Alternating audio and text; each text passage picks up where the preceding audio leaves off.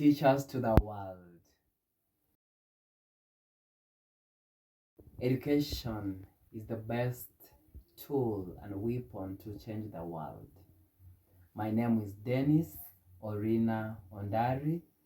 I am a teacher by profession.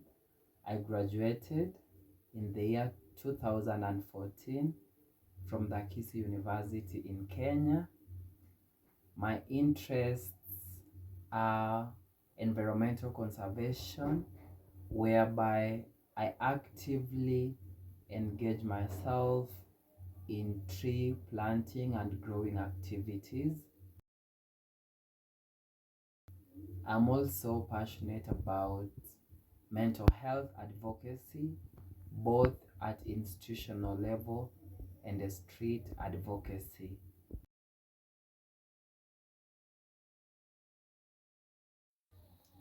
As I grew up as a young child, I knew I was a people person. I was so much passionate about helping the people around me, especially at classroom level. I always felt I had this urge to help the children who were my classmates by then in trying to make things look better for them and just trying to help them settle in class. Then, as I grew up, I felt I could add value to humanity. As soon as I got to high school, I got so much inspired by my chemistry teacher, and I felt I could be a better teacher or be like him. Besides, I chose to teach biology and chemistry since for a very long time there has been this narrative and feeling that for you to be a science teacher, you have to be very harsh, you have to be very rough, you really have to take things like it's life and death. Because I'm a people person, I felt I needed to change the narrative and make learning of science to be fun, change the narrative of science teachers being harsh to being friendly. That is what really motivated me to teach science, specifically biology and chemistry, and I'm happy I'm doing it. Talking about extracurricular activities, I'm so passionate about music and drama. As a matter of fact, in my current institution, I'm the head of clubs and societies, and I'm also the patron for Drama Club, Jamhuri High School.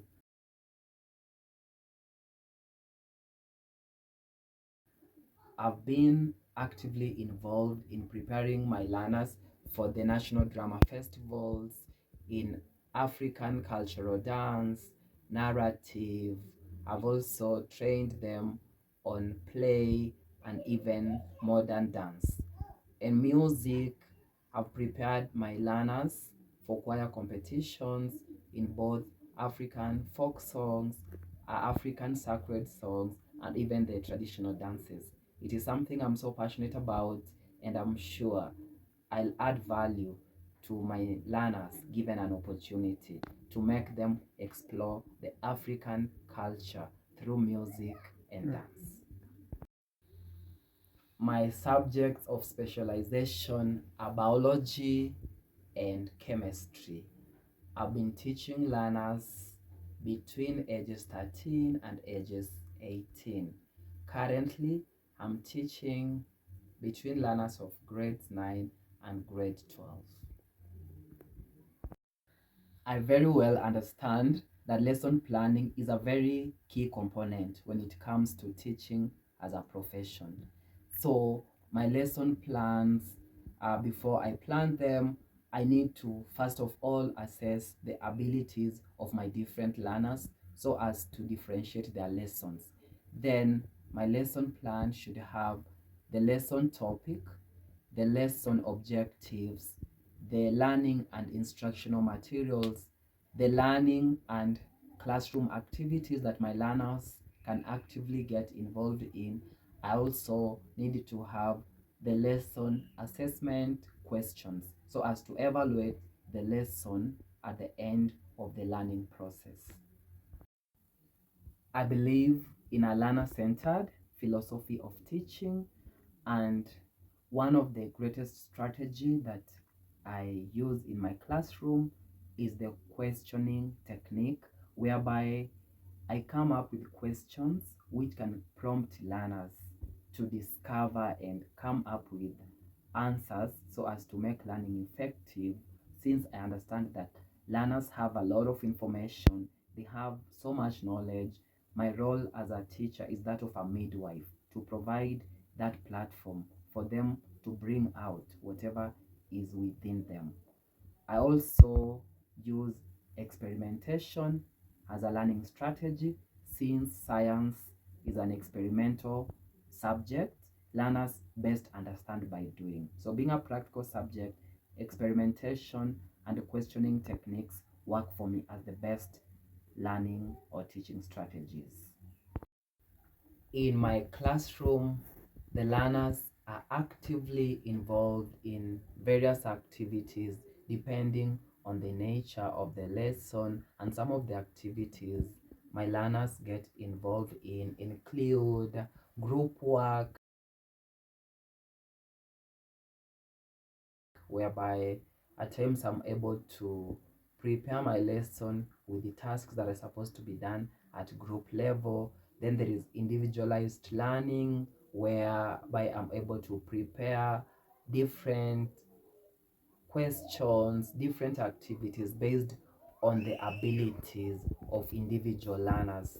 Since I appreciate the fact that learners are gifted differently, I also have experiments that can be done from the classroom. I also have other activities like drawing, activities like identification of different organisms, identification of different apparatus. So such activities, they bring learning real and they make it more appealing to the learners. As a teacher, I strongly understand that evaluation plays a very critical role in monitoring whether learning has taken place.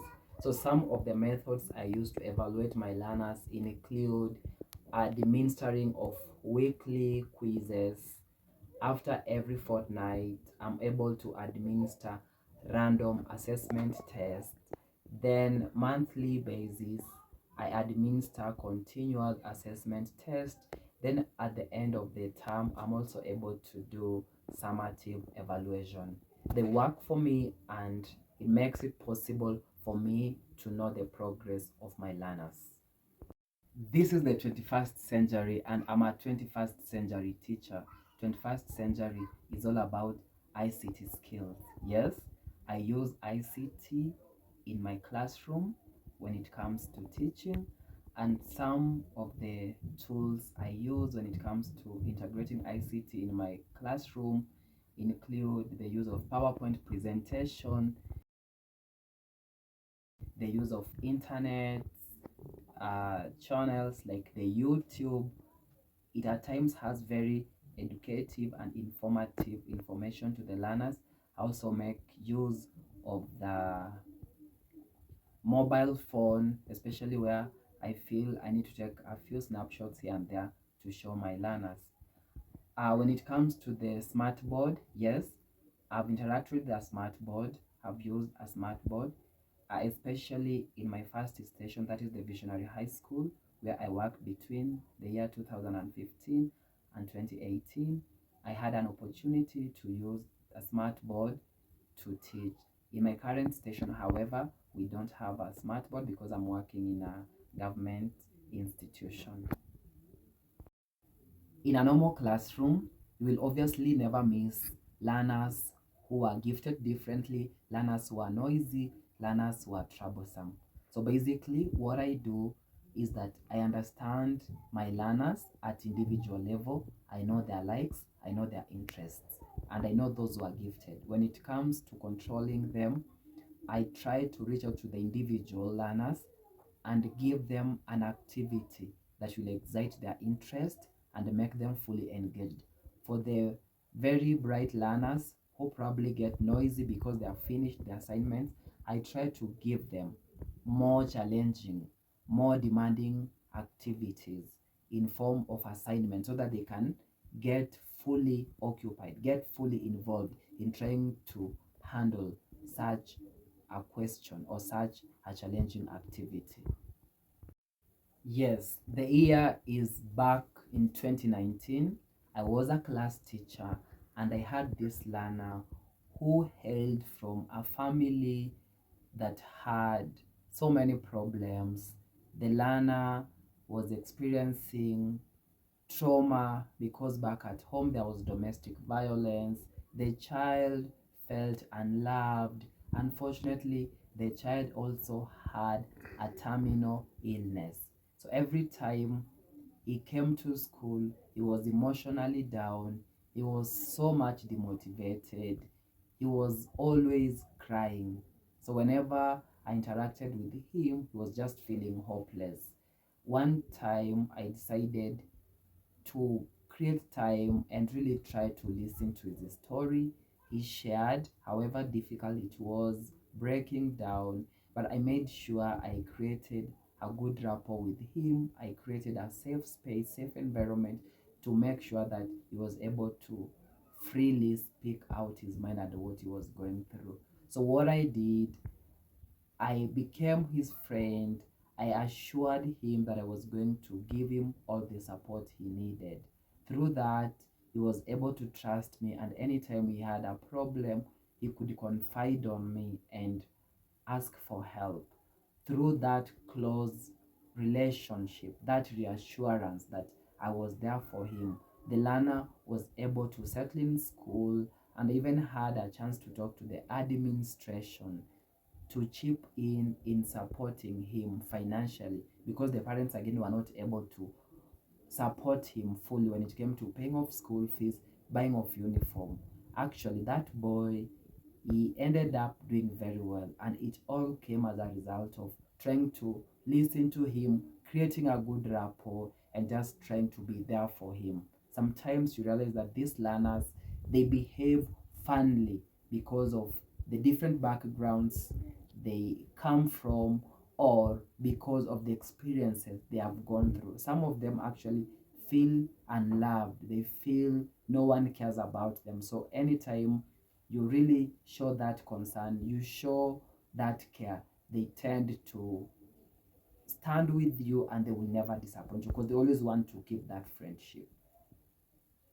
Yes, a good teacher should be flexible. Flexibility and versatility is all I have. For instance, when I joined my current station, Jamhuri High School, I was appointed the patron for environment. I delivered. 1 year later, I was moved to the music department as the patron. I delivered. A year later, I was moved to head the chemistry department. I delivered. I'm currently the head of clubs and societies and also the patron for drama club in Jamhuri High School. Have still been able to deliver, considering the fact that this is my first year as the drama patron, and I've been able to prepare my students for the national drama festivals. Apart from that, I've also been moved from one class to another. For instance, here in Kenya, the national examinations are done at grade 12. So anytime a teacher goes, have been requested to step in that particular class, especially stepping in a candidate class is not something that is easy. So I've had to switch classes from a chemistry class to a biology class, at times from a biology class to a chemistry class. So I believe those instances highly communicate on how flexible and versatile I can be. And yes, I believe I've done it, and given an opportunity, we can change this world. I personally can change the mindset of my learners. Thank you.